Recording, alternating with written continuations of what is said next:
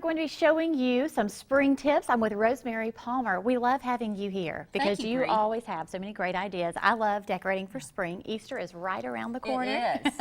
And so you're going to help us get ready, and you're using paint today, right? Right. This is several different types of paint. Right. And one thing I love is old concrete planters. I look for them when I go to estate sales and things, but they can be very expensive.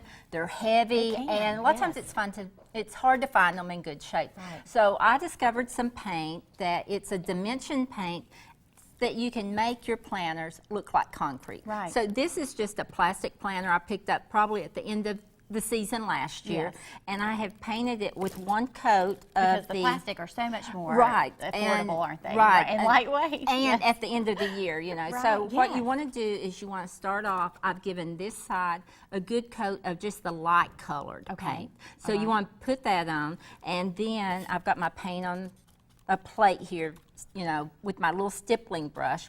And then you want to add some of the dark, which I've done over here, and it's kind of messy, so you want to cover your work surface and maybe have an old shirt or an apron. Right. And what you do is you just stipple that on. It's kind of like when you stencil, you want to pounce on it, so you're adding that to there. And then I noticed when I had got mine done here, I thought, oh, those look a little bit dark. So even though you want to work when it is wet, you can go back and add some light. So maybe if you've got it just a little bit too dark in places, go back and add that light Now, to the it. brush has got to be key here, right? Well, the certain kind of brush you 'cause you're need, making, you know, those. right. to make This that is happen. a little brush that the, folk art sells, but any of your, like a chip brush that you could buy, the real cheap brushes, or what I have even done is, I don't know if you've ever painted and you accidentally left your paint dry on it. I cut the the time. bottom of those bristles off, and then you have that short, stiff brush, and so that's real good for doing So something probably not like a that. sponge. You probably definitely Right, need a yeah, brush. because this does have texture in it, so you're Right. wanting to add that texture. So that's a good and point. then another thing, this is, you can see, I picked this up for 25 I was cents. going to say, she has a 25-cent Yes, sticker I on bought that. this past weekend at a yard sale for Wow. 25 cents. And when you're using any of this dimension paint, it really works better on a surface like this. And it does seal, so you could put it outside. The metal would work outside. If you were going to do something wood, you want to make sure that it's completely covered so it's sealed, because the wet and the wood wouldn't work together. Right. Okay. Now the paint that you're using, you can use the same paint on that type. Right. Of It's made for metal, plastic. It's just not made for glass. Now you can use it on the terracotta also. Okay.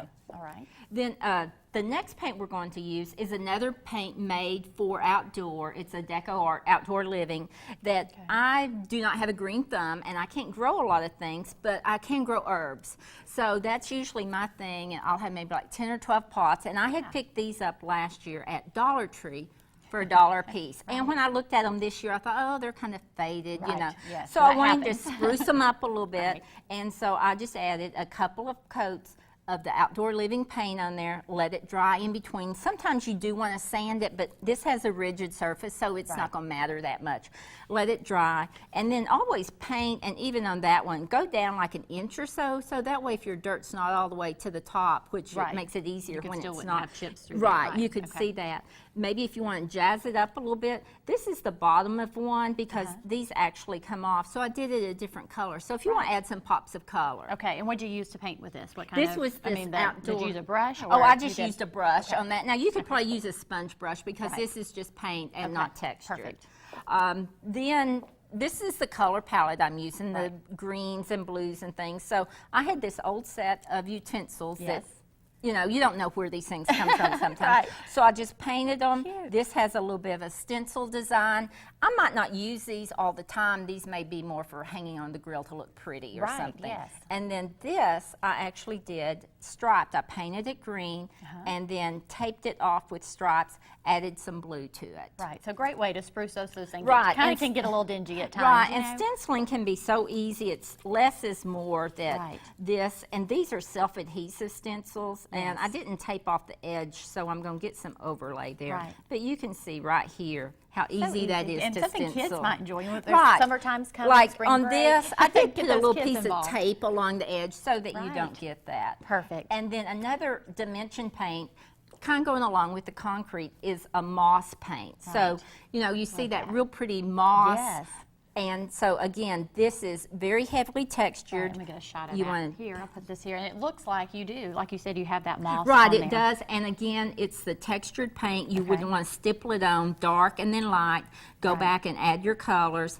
And again, that is made for the outside. You can leave it. And then I even did put a little bit of this on one of my old concrete planters. Right. And Gives it just it that- made such gives a it that difference. real look. Uh-huh, Tell people yeah. where they can find you. You have a great website that has these kind of tips All and that. everything. So Yeah, tell them where it's they can find not you. just paperandpaint.com, or I have a Facebook page. I'm on all the social media, and you can contact me through my website. Okay, and you have also on Facebook got some great ideas. Right. Thank you so much for All being right, here. thank Always you, so Bree. much fun. And Chip, now we're going to check in.